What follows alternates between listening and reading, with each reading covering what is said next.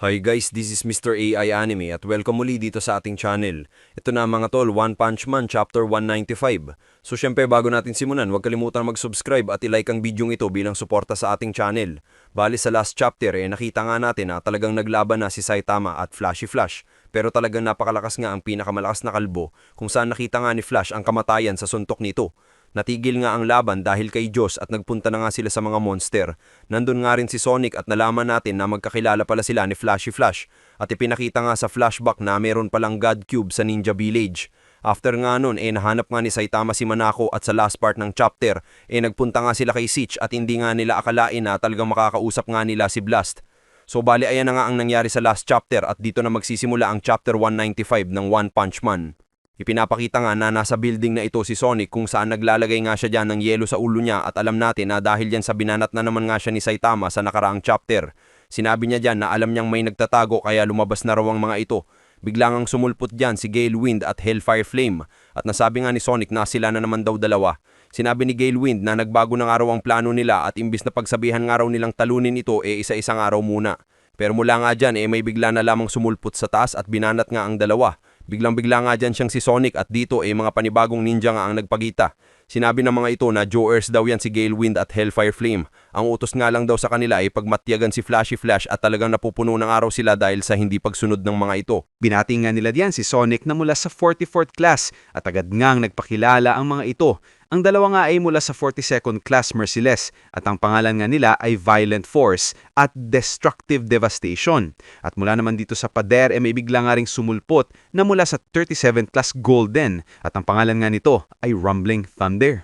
Napakarami pa nga talaga ang nagsulputan. Ang dalawang ito ay mula sa 21st class Terror. Ang isa ay si Insanely Mad at ang isa naman ay si Chaotic Mayhem. Ang isa namang ito ay mula sa 9th class Composed at ang pangalan niya nga ay Ballistic Bullet. Una man ay nagmula sa 35th class Chosen at ang pangalan niya nga ay Murky Darkness. Una man ay mula sa 36th class Bloodstain na ang pangalan ay Slaughterous Massacre. Una naman ay mula sa 22nd class Resolve at ang pangalan niya nga ay Illusory Phantom. Ang dalawa naman na to ay mula sa 13th class Blossoming at ang pangalan nga nila ay Melodic Tune at Hued Color. Oo naman ay mula sa 19th class Momentum ng pangalan ay Instant Movement at Vibrating Tremor. 15th class Shrieking Ice, 27th class Combine, Power Empyrean Sky, sa 5th class na Potential, Shrieking Scream and Multicolored Rainbow, 16th class Stability, Balanced Equilibrium, at 48th class Rigid, Empty Void, Brawny Muscle. Naisip nga dyan ni Sonic na talagang napakarami daw ng mga ito at oo nga dahil sa napakaraming binanggit ko at talagang napakahirap ng bigkasin ng mga pangalan nila. So dito nga pinakita lahat ng ninjang dumating at sila nga raw ang Heavenly Ninja Party. Ang tintong isang araw itong elite assassination team na binubuo nga ng mga ninja na lumampas sa highest rank na Jonin. At ito nga raw ang Realm of Heavenly Ninja, ang Tenin. So masasabi nga natin na talagang malalakas nga ang mga ninjang ito dahil sa alam naman natin na napakalakas nga nitong si Gale Wind at Hellfire Flame dahil sa nakakain na nga ang mga ito ng Monster Cell. Pero talagang hindi nga makapalag ang dalawa at nasa pinakataas na ranggo nga ang mga ninjang ito. Kaya nasabi nga dyan ni Sonic na hindi nga raw nandyan ng mga yan para makipag-usap lang dahil kahit sino nga raw sa mga yan talagang quite skilled o talagang malalakas. Sabi naman dito ni Gale Wind, bitawan na nga raw sila. Sinabi raw na rogue silang dalawa. Pero itatanong niya nga raw kung talagang nagiging masaya ang mga ito na talagang team up ang ginagawa nila. At napakalaking advantage para lang tamang makaganti. So parang ang ibig sabihin lumalaban nga ng magkakasama ang mga ninjang ito at kaya nga tinawag nila Ninja Party yung grupo nila. Sagot naman dito ni Violent Force, parang dininay daw nung dalawa yung karapatan ng grupo nila. At siguro dahil daw yun sa hindi pa fit ang mga ito sa Heavenly Ninja. Sabi naman dito ni Sonic, pinagbabawal nga raw ang ugnayan sa village nila kaya hindi niya raw akalain na meron palang alumni association. Sagot ni Violent Force, mula nga raw nung nasira ang village, talagang binago na nga raw nila yung old way of thinking. Talagang nagsama-sama nga raw sila at naghanda para sa isang napakatinding plano. Ang oras nga raw ay dumating na. At ang lalaking araw na yon ay na-awaken na at dahil doon talagang magiging bal nga raw ang mundong ito. Biglang-biglang nga dyan na si Sonic at mukhang talagang kilala niya ang tinutukoy ng mga ito. At sa kasunod na panel ay pinakita na nga ang silhouette kung sino ba ang tinutukoy nila.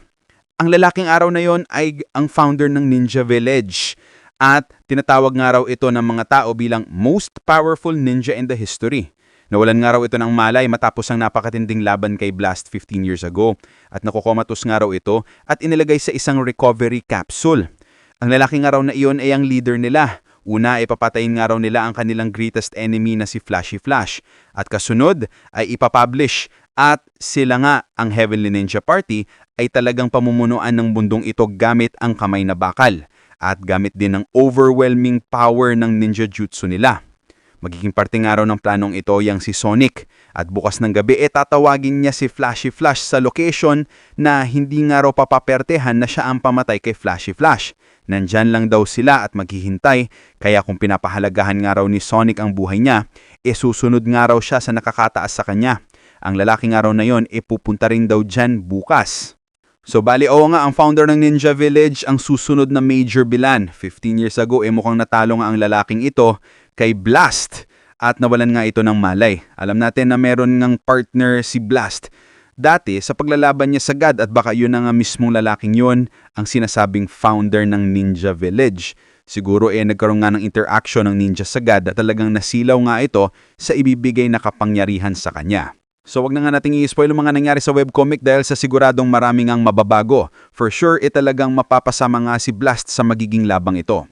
So moving on, dito nga sa Hero Association kung saan nakita nga nila si Blast, nalaman nila na nagkakaroon pala dyan ng experiment para mahiwala yung monster cell at nandyan nga raw si Blast bilang observer at kailangan nga raw nilang malaman yung susi para mahanap yung human monsterification as soon as possible.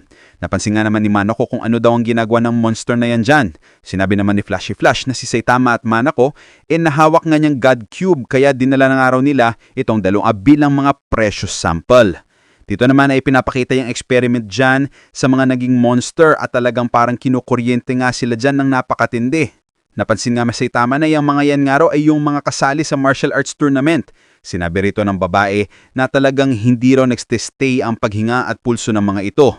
Kaya sinabi nga ni Sitch na patayin nga raw muna baka hindi kayanin ng subject. Bagsak na ang mga ito. At mula nga diyan takot na takot niyang si Manako. Nagtago nga siya dyan at sinasabing hindi nga raw siyang dating tao kaya hindi dapat gawin ang napakatimbing eksperimento na yan sa kanya. Sabi naman dito ni Saitama hindi naman daw mangyayari yon. Kaya tinanong nga yan si Manako kung paano ba daw siyang isinilang. Oo nga, matindi mga tol dahil sa bahagi pala siya ng garo at napahiwalay nga raw siya during incubation. Kung iisipin talagang parang pareho nga silang dalawa dahil sa iisa ang mata. Pero ngayon ko nga lang din yan na-realize. Alam natin na malakas nga rin si Garo at parang puppet nga siya ni Platinum Sperm. Kaya maaring meron nga rin pakapangyarihan itong Manako. Gaya kay Garo. Dito naman na isang monster na to bumalik nga sa experiment na yon at sinasabi niya nga diyan nang magpatuloy raw. Talagang biglang-bigla nga lahat dahil kung titignan talagang napakatindi nga ang ginagawang experiment sa mga ito. Pero sinabi nga diyan ng monster na alam niya nga raw napapanoodin siya ng mga bata sa judo. Pero ginawa nga raw niyang monster yung sarili niya kaya hindi na nga raw siya makakatingin pa sa mga mata ng mga batang yon. At dahil doon, magpatuloy nga raw. Napakatinding kuryente na naman nga ang ginamit sa kanya at sinabi dito ng babae na subject 3 na si Hamkichi nagstay na at talagang napaka-promising araw nito. Sabi naman dito ni Blast yung psychological state daw yung susi. So parang yung mentality nga ng monster kung gusto niyang makabalik, ang susi para mahanap yung monsterification. At after nga niyan, nagtanong na nga si Flashy Flash ng patungkol sa God. Mukhang may alam nga raw ito sa koneksyon ng God at ng Ninja Village kung saan siya lumaki. At sa tanong na yan ni Flashy Flash, nagtapos ang chapter. So bali malino naman na talagang may alam itong si Blast sa koneksyon ng Ninja Village at ang God. Malaki yung possibility na yung partner niya dati ay siya ng founder ng Ninja Village. Nabanggit din kanina na nakalaban na nga ni Blast ang lalaking iyon, ang founder. Kaya obviously sa susunod na chapter maaaring makakasama nga nila ni Flashy Flash itong si Blast papunta sa Ninja Village. Lalo pat meron nga dong God Cube na alam natin na talagang kinokolekta nga nitong si Blast. So yun ang kabuang na vlog na video natin at kung nagustuhan mo ay huwag mo sanang kalimutan mag-iwan ng like at subscribe dahil napakalaking tulong na yan para sa ating channel. Maraming salamat. This is Mr. AI Anime and see you guys again on my next video.